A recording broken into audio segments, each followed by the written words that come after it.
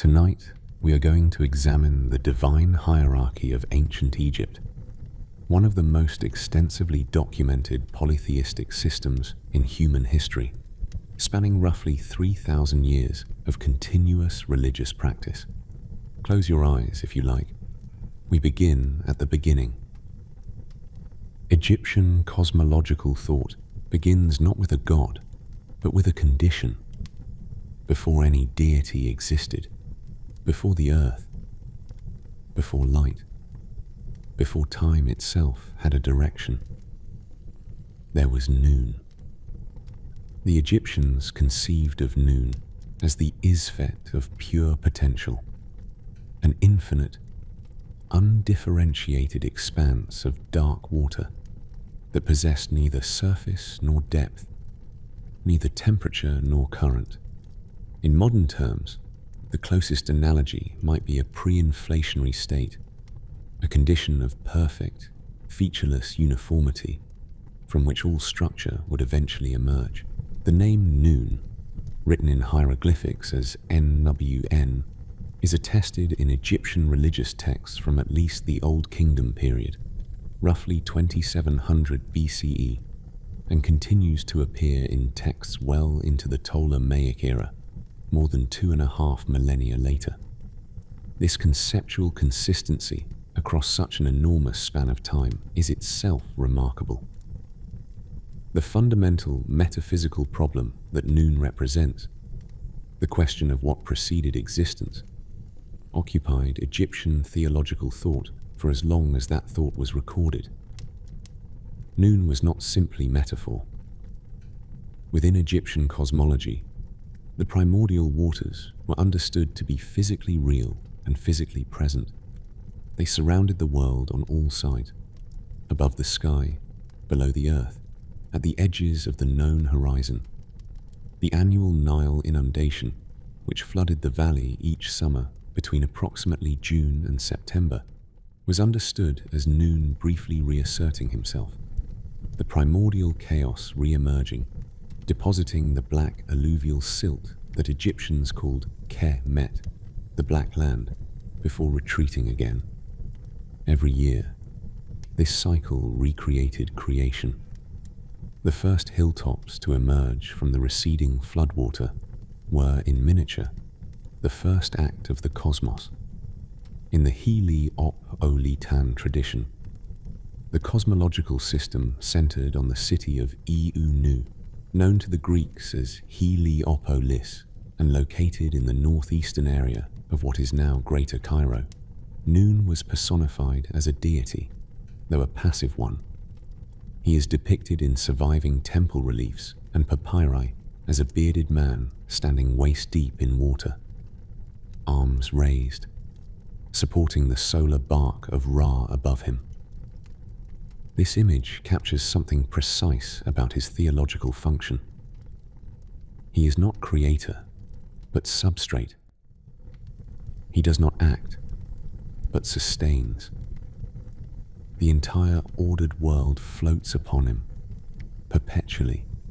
Noon also had a female counterpart, Now-net, sometimes written Nay-net, who represented the complementary aspect of the primordial ocean, the waters above, the reverse surface of the sky.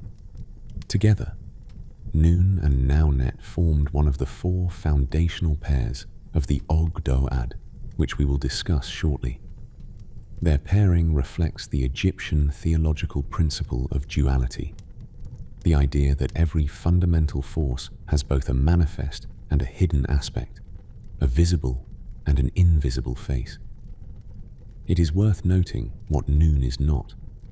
Unlike the Babylonian Tiamat, the primordial sea dragon whose defeat by Marduk is the precondition for creation in the Enuma Elish, Noon is not an adversary. He is not overcome, defeated, or transformed into something else. Creation in the Heli-op-Olitan system does not happen by conquering chaos, but by differentiating out of it. The gods emerge from Noon. They do not replace him. He remains, patient and immense, at the margins of all things, and this is considered entirely appropriate. Chaos is not evil. It is simply the ground condition, the primordial state to which, Egyptian texts suggest, everything will eventually return. Atum, the self-created, from noon. From this perfectly featureless, perfectly dark expanse of primordial water, the first god arose through no external cause. The Egyptians named him Atum, and the name itself contains a theological statement. The root item in ancient Egyptian carries two seemingly contradictory meanings: to be complete and to not exist. Atum is simultaneously the totality of all that will be, the plenum, and the pre-existent void in which nothing has yet differentiated. He is completeness before completion. He is existence before existence has taken any particular form. Atum is classified in Egyptological literature as a demiurge, a creator deity who is himself uncreated, who brings the ordered world into being through his own autonomous will. The concept appears across multiple ancient religious traditions, but Egypt's version is among the earliest attested. Atum's mythology is documented in the pyramid texts, a corpus of religious inscriptions carved into the interior chambers of Old Kingdom pyramids, beginning with that of Unas at Saqqara, dated to approximately 2375 BCE. These are among the oldest religious texts in the world, and Atum features prominently in them as the primordial creator. The manner of Atum's self-creation is described in Egyptian sources in several distinct ways, and the Egyptians appear to have held these accounts simultaneously, rather than feeling any need to reconcile them into a single canonical narrative. In one tradition, Atum rose from the primordial waters as the first mound of land, the primeval hill called the Benben, which would become one of the most significant and enduring symbols in Egyptian religious architecture. The pyramidal form itself and the obelisk are believed by most Egyptologists to be architectural references to this original Benben, the first solid thing, the first point of differentiation between water and earth, between potential and actuality.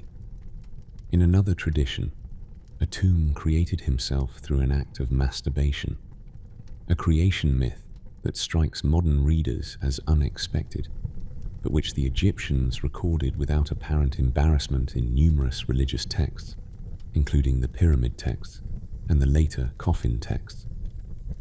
The theological logic is consistent. Atum, existing alone, without a partner, generates the creative force from within himself.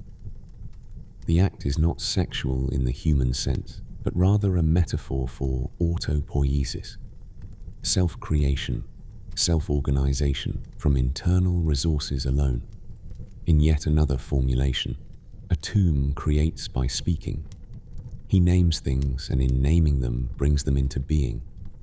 This is the logocentric creation account, and it would become increasingly important in later Egyptian theology, particularly in the Memphite tradition centered on Ptah. The pyramid texts describe Atum in spell 600 as having come into being of himself, Kepa Jesef, a phrase that appears repeatedly in Egyptian religious literature as the defining characteristic of a self-created deity. This self-origination distinguishes Atum from all subsequent gods who were begotten or born.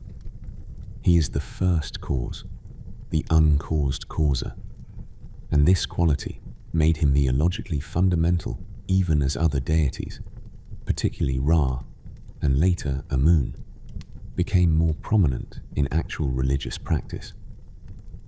Atum's primary cult center was Heliopolis, Eu Nu, where the original Benben stone was housed in a sanctuary called the Mansion of the Phoenix.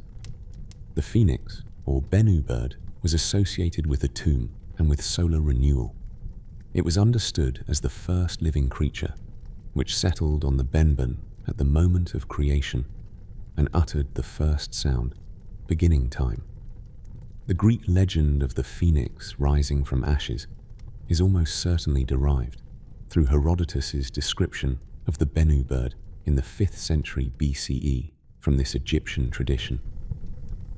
In later periods, beginning particularly in the Middle Kingdom around 2055 BCE and accelerating through the New Kingdom, Atum was syncretized with Ra to form the compound deity Atum-Ra. In this merged form, he represented the setting sun, the ancient, completed, westward declining solar disk, in contrast to Khepri, the scarab-headed form of the morning sun, and Ra proper, the noon sun at its full power. The three aspects together formed a single solar theology. Khepri at dawn, Ra at noon, Atum at dusk. One God, three names, three moments in a single daily cycle. The Ogdoad, the eight who came before, alongside the Heliopolitan tradition centered on Atum, a distinct cosmological system developed in the city of Kmun, known to the Greeks as Hermopolis Magna, located in what is now the Mania Governorate of Middle Egypt. This system is known to Egyptologists as the Hermopolitan cosmogony, and its central theological concept is the Ogdoad, from the Greek ogdohas, meaning a group of 8, a set of 4 male-female deity pairs who together personified the qualities of the pre-creation state. The Ogdoad is documented extensively in the coffin texts of the Middle Kingdom period and in New Kingdom sources, including the Book of the Dead and various temple inscriptions, particularly at Esna, where a late cosmological text provides one of the most detailed surviving accounts. The 4 pairs are as follows: Noon and Naunet, the primordial waters themselves, the formless, undirected expanse of pre-creation chaos. Noon represents the horizontal, the deep. Naunet represents the complementary hidden face, sometimes interpreted as the sky water or the counter-heaven. Heh and Hawet, the personification of infinity or boundlessness. Heh represents the unlimited extension of space. Hawet, his female counterpart, represents the same quality in its hidden or reciprocal aspect. The name Heh is related to the Egyptian word for million or infinity, and the hieroglyph of a kneeling man holding 2 palm ribs, the symbol of Heh, was used as a general sign meaning millions of years, an expression of eternity.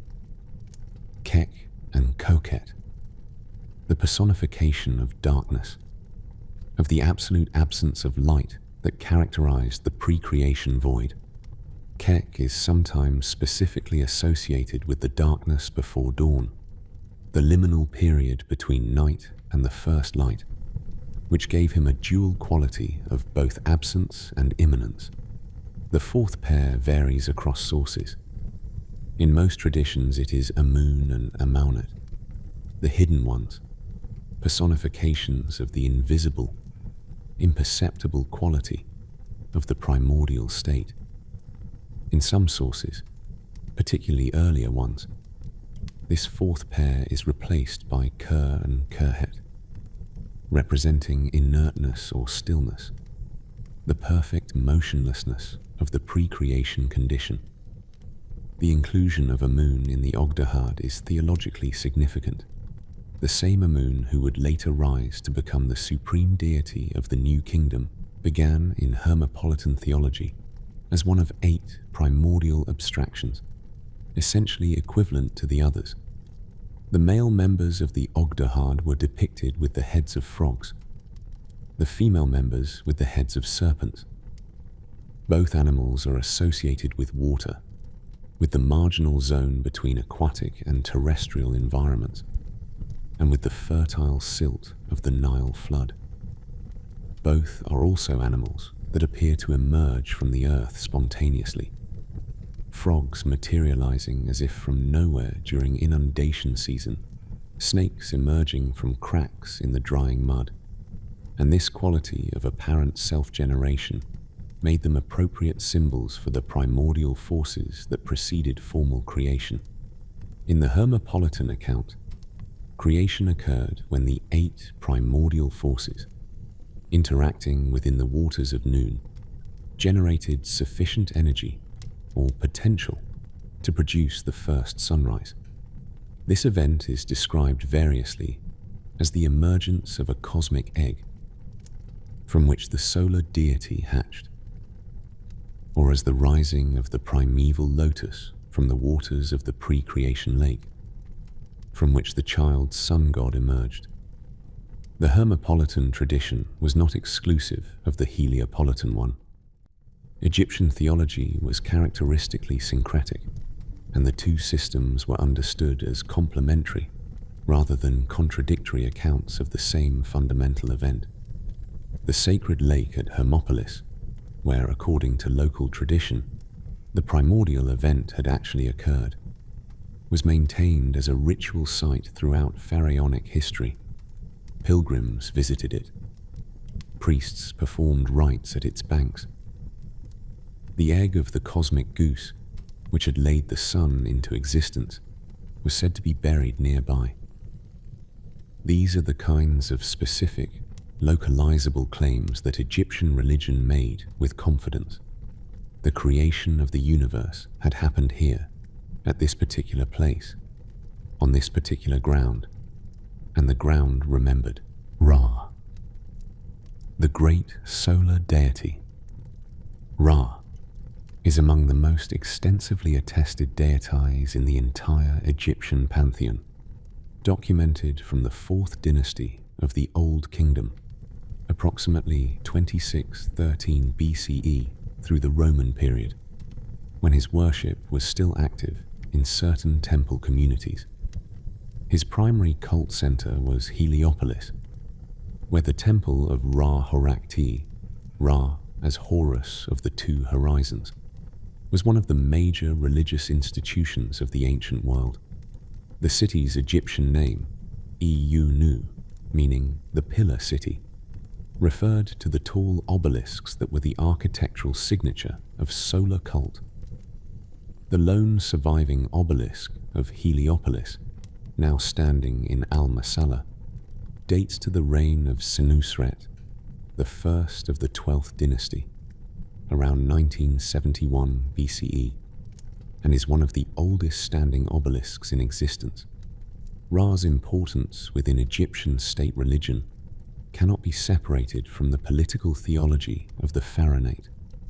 Beginning in the 5th dynasty, around 2494 BCE, the titulary of every pharaoh included the epithet Sa-Ra, son of Ra, making the divine solar genealogy a matter of official royal identity rather than merely theological belief. The pharaoh was not merely favored by Ra. He was Ra's biological offspring, the earthly manifestation of solar power in human form. This claim was institutionalized, bureaucratized, and architecturally expressed in the sun temples that 5th dynasty rulers constructed at Abu Ghurab and Abu Sir, near modern Abu Sir south of Cairo. Open-air sanctuaries oriented toward the sun, centered on massive squat obelisks, built specifically for solar worship rather than for the housing of a divine statue in the manner of conventional Egyptian temples. Egyptian cosmology conceptualized the sun's apparent movement across the sky as the journey of Ra in a divine vessel called the Manjet, the day bark. which traversed the heavens from east to west during daylight hours. At sunset, Ra transferred to a second vessel, the Mesektet or night bark, and entered the Duat, the Egyptian underworld, to make the return journey through the 12 hours of night, re-emerging in the east at dawn. This cosmological model is documented in extraordinary detail in a series of New Kingdom funerary texts known collectively as the Books of the Netherworld, which include the Amduat, what is in the Duat, the Book of Gates, the Book of Caverns, and related compositions. The Amduat, which is one of the oldest of these texts, and is attested from the reign of Thutmose I around 1504 BCE, divides the nocturnal journey into 12 numbered hours, each corresponding to a region of the underworld with its own geography, its own population of supernatural beings, and its own specific dangers. The text was originally inscribed on the walls of royal tombs in the Valley of the Kings, and was considered so efficacious that access to it was initially restricted to the pharaoh. Only in later periods did abbreviated versions appear in the tombs of non-royal individuals and on papyri.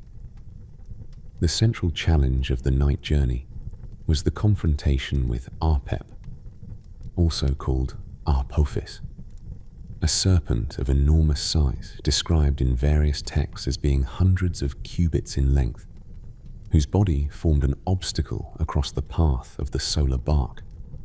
Apep was not a deity in the conventional Egyptian sense. He had no cult, no priests, no temples dedicated to his worship.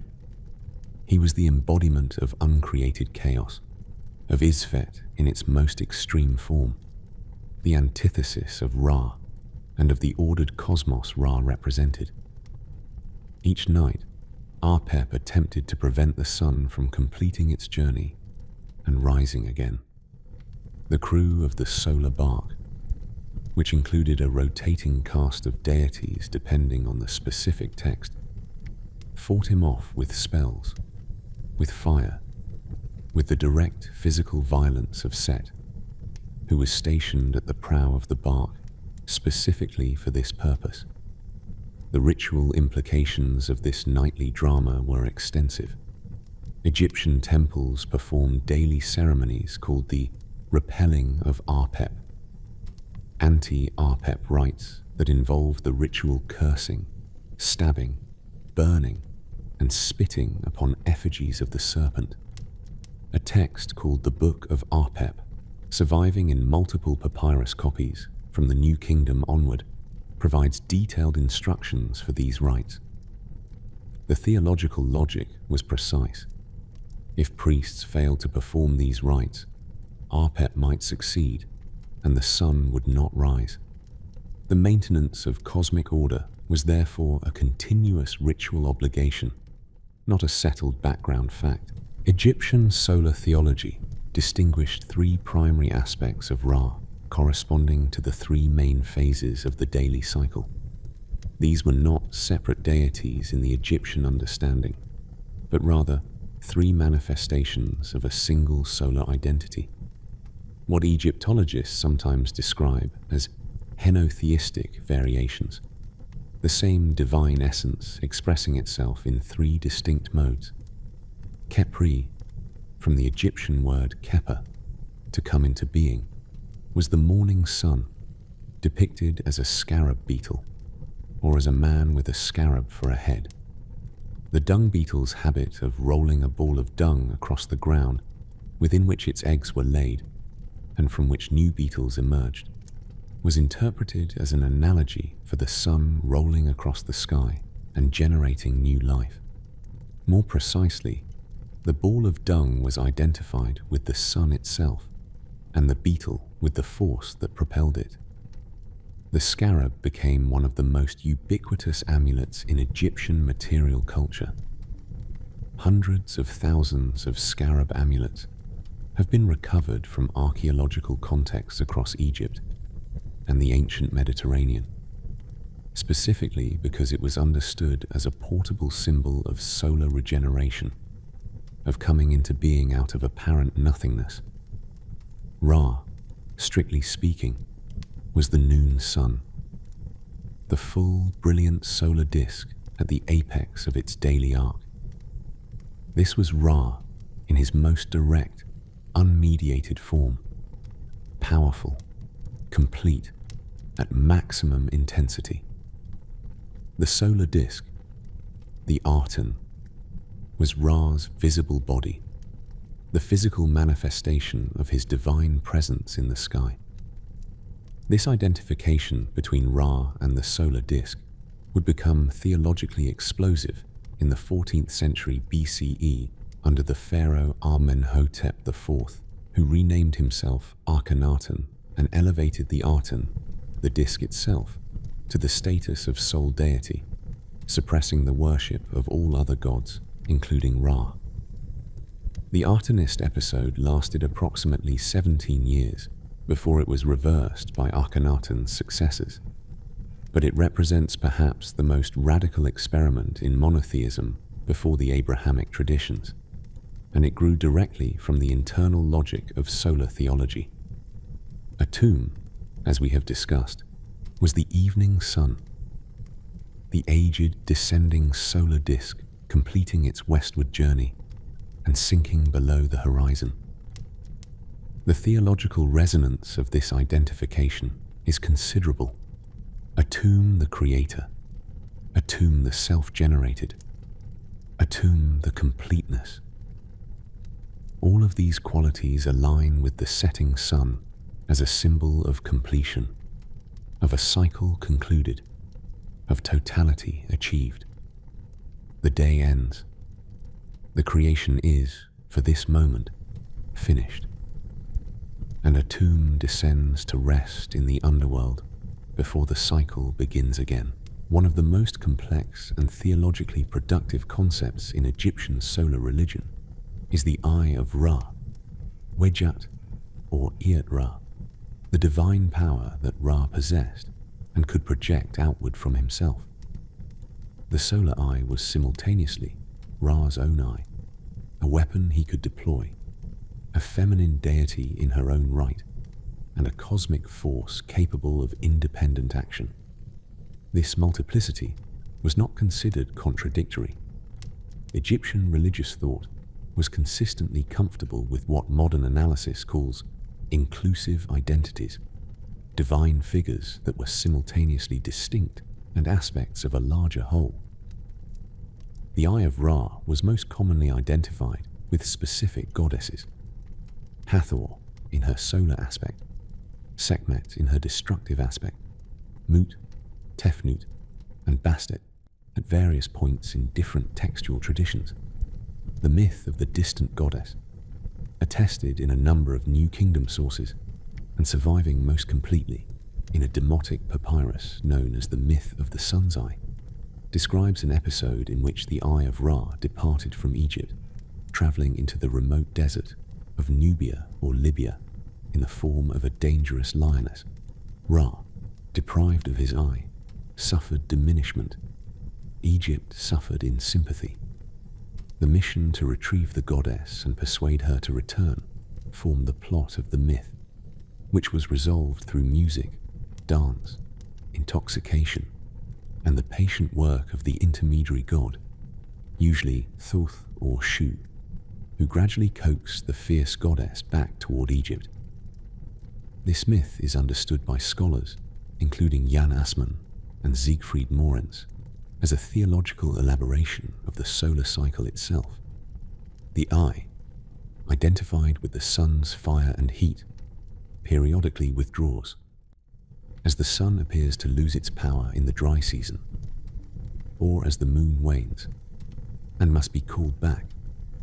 The return of the eye was associated with the Nile flood and with the renewal of fertility. The ritual performance of the myth, which is attested in multiple temple contexts, was understood as participating in and reinforcing this cosmic event.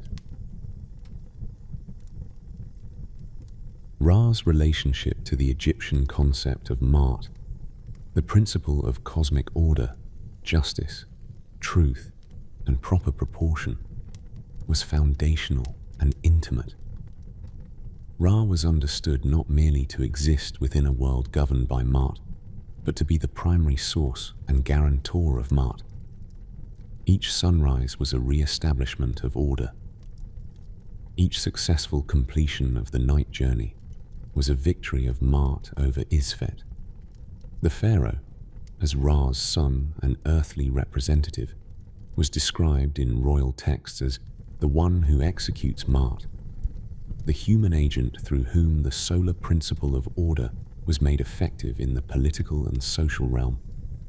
The so-called Instruction of Merikare, a didactic text from the First Intermediate Period, approximately 2160 to 2055 BCE, contains a remarkable theological passage in which Ra is described as creating human beings specifically to serve as his earthly companions, and as grieving for them when they suffer. The passage reads in translation that the God made sky and earth for their sake. He made breath for their nostrils to live. He arose, and for their sake he made his children like images of himself. This is not the distant, indifferent solar force of some ancient theologies. It is a personal creator deity with emotional investment in his creation, a conceptual position that anticipates, at a considerable distance, certain strands of later Abrahamic thought. As Egyptian history progressed through the New Kingdom and into the Third Intermediate Period, Ra underwent a series of theological mergers that both expanded and complicated his identity.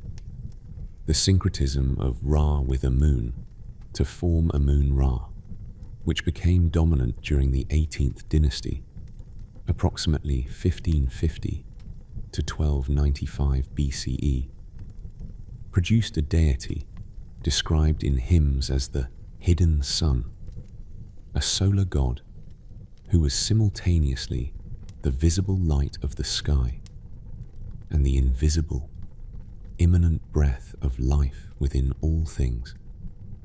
The great hymn to Amun-Ra, preserved in Papyrus Leiden, 1350 from the Ramesside period, describes this merged deity in terms that approach philosophical monotheism. One is Amun, hiding himself from them, concealing himself from the gods, so that his color is unknown. All gods are three: Amun, Ra, and Ptah, and there is no second to them. Hidden is his name as Amun. He is Ra in face, and his body is Ptah. This is a theology of divine unity expressed through Trinitarian language that would not become common in Western religion for another millennium and a half. We have covered tonight the foundational substrate of Egyptian cosmology, the primordial waters of Nun, the self-created first god Atum, the 8 primordial abstractions of the Ogdoad, and the great solar deity Ra in his many aspects and theological functions. These are the ground floor of an extremely tall structure. In episode 2, we will enter the first divine family, Shu and Tefnut, Geb and Nut, and arrive at the threshold of the great Osirian cycle, the mythological drama that more than any other defined Egyptian religious experience for 3,000 years.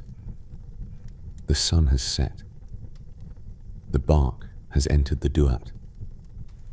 The night is long, and the journey is methodical, and nothing bad is going to happen. Rest.